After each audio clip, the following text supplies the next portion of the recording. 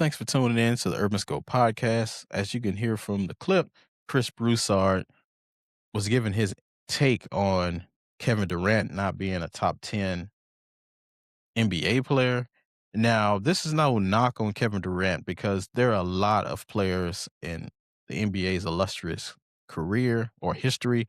I mean, it's been 75 plus years since they've been playing. So there's been a lot of great talents, a lot of talents we haven't been able to see, a lot of talents we've heard of, a lot of talents we've seen, a lot of people who changed the course of the NBA. And to be top 75 is still important. And it's also a great feat because there's been thousands of players who played in the NBA. So to be in that top 75, which Kevin Durant is accomplishment itself. But being in the top 10 is very subjective.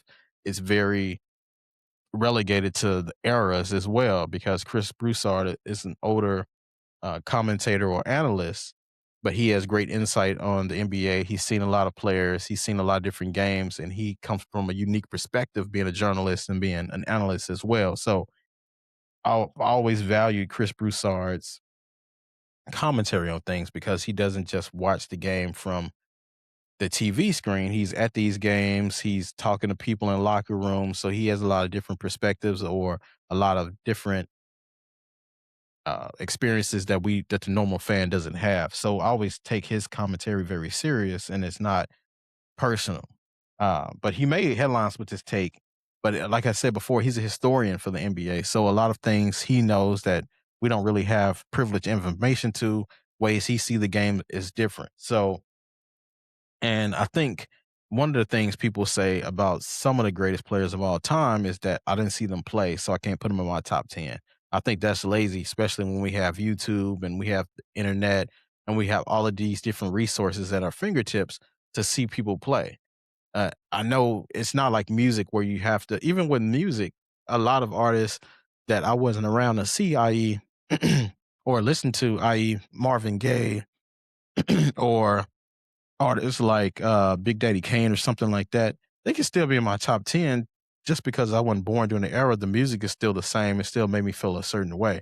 And the same thing can go with NBA play or NFL play or any kind of sports play. If I didn't see them play, I still can say they're one of the greatest because of their works. A lot of Denzel movies, I was too young to watch them, but watching them back later, I can say Malcolm X is one of the best movies ever. I can say Training Day is one of the best movies ever. All of these great things, movies that I didn't see, School Days, stuff like that. I can just because I wasn't in the era that they were originally out doesn't make them not the best. So I think that's a lazy point most people have. But this is an interesting topic. Is Kevin Durant a top 10 player? Because I don't have Kevin Durant in my top 10, but I have him close because of course, like everybody else list, I start with Jordan as one, and then I start with LeBron, and then you fill out the rest after that in any kind of order. So then I have Magic Johnson, I have Shaq, I have Tim Duncan, I have Kobe, Wilt, Steph, and then I have Kareem all in my top 10 because these players changed the course of the game. These guys were influential. Everyone has a story. Michael Jordan was one of the greatest winners of the modern era other than like a Bill Russell. But Michael Jordan, what he did for basketball and bringing attention to basketball, his brand with the jump man, winning the 6 championships, just the style he had, the athleticism that he created for the league that made people aspire to that type of athleticism. Um, Dr. J before him, LeBron, the impact he's had not only on the court but off the court with his "I Promise" school, with the way he looks out for the community, investing back in the community, what he's done with his movies, what he's done with his own brand as well, being such a positive brand and not really having any scandals, not having any situations come up out of the blue in the era where we're in the internet era where it's very difficult to do so. The way he plays, the um, triple threat that he's has become, what he's done statistically of being the most scoring the most points in NBA in an NBA career, NBA history. Magic Johnson, what he's able to do, winning a championship in his rookie season with Kareem, the way he carried himself, the businessman he's become off the court, the things that he's been through, the way he changed the game, he made the NBA what it is today with him with Larry Bird. Shaq, his dominance, and we'll probably never see that dominance again. That physicality, that type of personality mixed with the physicality, we'll never see that again. Tim Duncan, a winner he was, winning his 5 championships under Greg Popovich, alongside Tony Parker and Manu Ginobili, and the effect they had on an era that Shaq and Kobe existed in. Kobe, what he had, rest in peace. He was my favorite player growing up. I watched him just to see the game winning shots and see what he might do because he did something special every night, just like Michael Jordan did. He was the Michael Jordan of my era. And for kids after that, Wilt Chamberlain being able to score so many points, he changed the game. Scoring 100 points in a game, averaging 50 and like 25 rebounds in a season, just phenomenal. Most people didn't see him play, but these things happen. It's on record. Steph Curry, what he did for the game, being able to shoot threes and just stretch the court out, and what he was able to do from a winning perspective, and just being the best pure shooter that ever existed. Kareem being so athletic and tall like he was, and just having his stance outside of the court on civil rights issues, and the way he changed the game on and off the court. So these players in the top 10 are game changers, and you can't tell the story of hip hop. Well, hip hop, tell the story of NBA without. So I don't think Kevin Durant has that.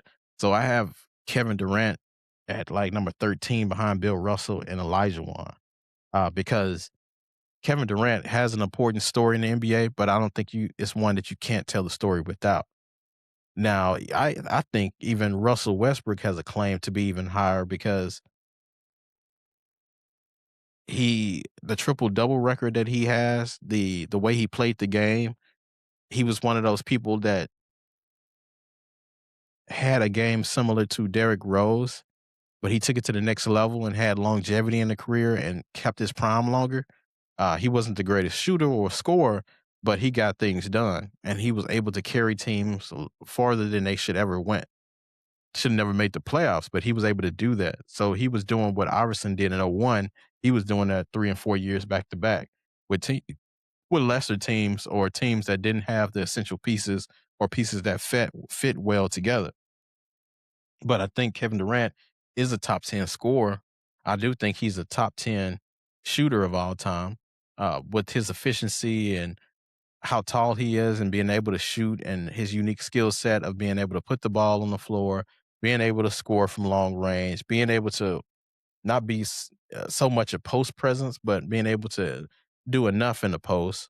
Um, he just didn't demand a lot of leadership. And he said that himself. He didn't want to be a leader. He didn't aspire to be a leader, which I don't hold that against him, but I won't give you credit for it either.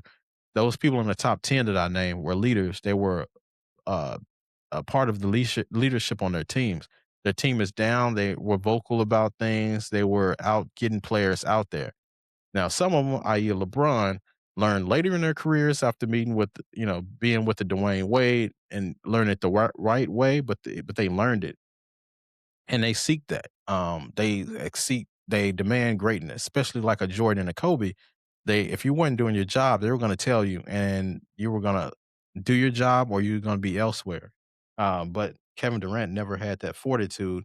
He never had that ability, and I think to be in the top 10 of the NBA greatest list, you have to be a leader. It's not just about your skill set, not just about scoring, because we've seen a lot of people score great points, and we've seen a lot of people, especially in today's era, average over 30 points a game, average over 25 points a game.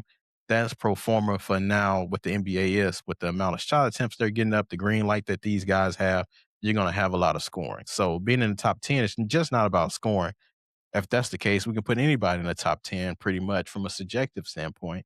But you have to have that leadership quality, and you have to have that standout ability of being able to being essential to the NBA, of being able to tell the story without them. And you can't tell the story without those 10 I named, because all of those people I gave you the reasons why they are in the top 10.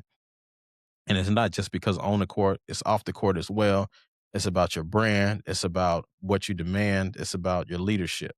Now, Steph Curry is not the most vocal leader, but he leads by example. He leads and he does talk to his players from time to time. But most of the time, Draymond is considered that leader, but he's not because he's getting kicked out of games.